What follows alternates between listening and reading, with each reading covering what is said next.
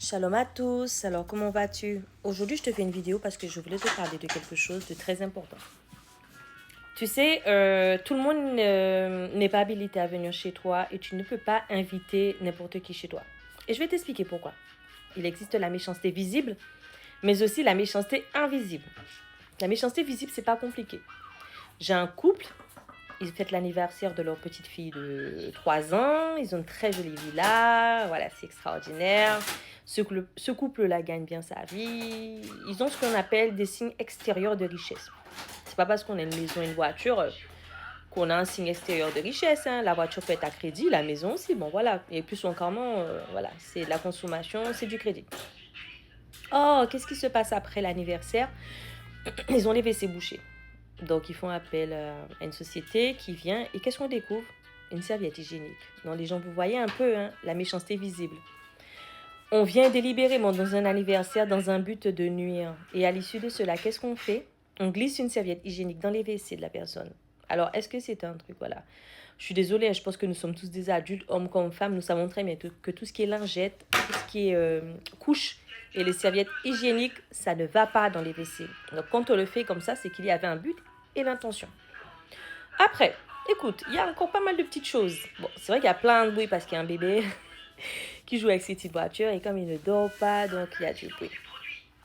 La méchanceté invisible, c'est pas compliqué. Il y avait un couple, encore une fois, ils ont invité des amis chez eux en vacances. Oh, 2 semaines extraordinaires. Et qu'est-ce qui s'est passé en fait après les 2 semaines? Oh, le couple a reçu, ils étaient locataires d'une maison, ils ont reçu un congé pour vente par l'intermédiaire d'un huissier. Ils étaient choqués, surpris, puisque bon, ils s'entendent très bien avec le propriétaire, ils payaient très bien leur loyer, et ils ont demandé en fait au propriétaire des explications. Ben, le propriétaire, ben, lui, il a dit, il a décidé de vendre. Bon, jusqu'au jour d'aujourd'hui, sachez que cette maison n'a toujours pas été vendue, puisque c'est une histoire qui date quand même de 2022. Vous voyez, on est en 2026. La maison n'a jamais été vendue. Et le propriétaire, en plus, comme c'est un banquier, il faut savoir que comme il sait, il avait les fiches de paie, il savait combien le couple gagne, il a mis le prix de la maison au-dessus du marché. Volontairement, en fait, pour que le couple ne soit pas en mesure d'acheter cette maison. Donc, résultat, ben, le couple, lui, ils ont dû remettre cette maison et repartir à zéro. Mais la finalité, c'est qu'ils avaient invité des gens chez eux.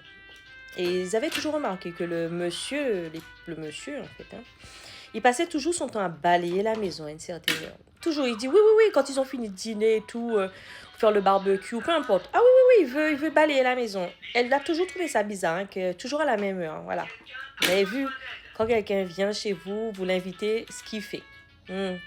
Ça, c'est une autre histoire. On va parler d'encore une autre histoire. Pareil encore, on invite les gens chez soi. Oh, le monsieur perd son emploi, ça se passe mal pour madame, on comprend pas. Un jour, l'enfant, il ramène une pièce qu'il a retrouvée dans sa chambre. Bon, ce couple-là, lui, il n'utilise pas du tout de l'espèce, c'est très rare. Comme beaucoup d'entre nous. Une pièce en plus de monnaie, bon, c'est pas grave, ils savent pas, peut-être que l'enfant à l'école, bon, on sait pas. Un jour, le congélateur ou le frigo, je sais plus, va tomber en panne. Donc, on va faire une intervention, on va pousser le réfrigérateur une petite pièce. Et là, le couple trouve ça bizarre. Une pièce, 2 pièces. Et puis, je sais pas, ils ont décidé de pousser tous les meubles imposants dans leur maison. Et ils ont trouvé quand même une poignée de pièces. Vous voyez, quand on vous dit qu'il ne faut pas inviter n'importe qui chez vous. On va prendre un autre cas. Cette fois-ci, c'est une fille. Elle s'est trouvée bizarrement. Elle ne s'attache pas au gars. Oh, crazy in love du gars. Elle n'arrive pas à s'en passer. Elle se fait des speeches, des histoires à ne pas comprendre en fait. Tu vois, in love. Et puis un jour, c'était en fait, et puis c'était vraiment toxique la relation. Ça pouvait partir dans des dimensions qui sont pas forcément très bien. Et puis un jour, elle cherche quelque chose, je crois un bijou, dans son dressing. Elle sait qu'il était tombé, donc elle pousse. Oh, quand elle pousse le dressing, elle trouve derrière un chapelet.